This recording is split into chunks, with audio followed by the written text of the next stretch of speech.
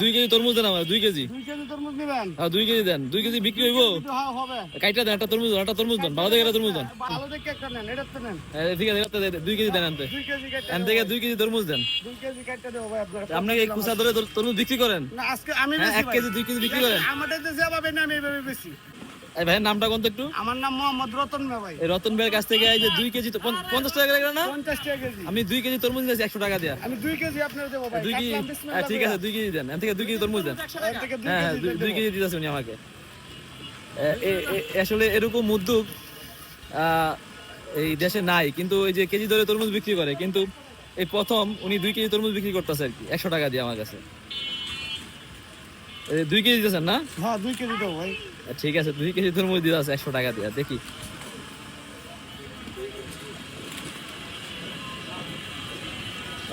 2 KG তরমুজ দেখি লাল কেমন হয়, ভিতরের অবস্থা একটু দেখে নিই। ভালো, সেই লাল, সেই লাল, সেই লাল, আগুন সেই লাল, একবারে আগুন ভাই। সেই লাল, সেই লাল। এই যে কেজি একবারে আগুন। কেজি ধরে তরমুজ বিক্রি করতেছে দেখেন, আমি 100 টাকা তরমুজ নিতেছি।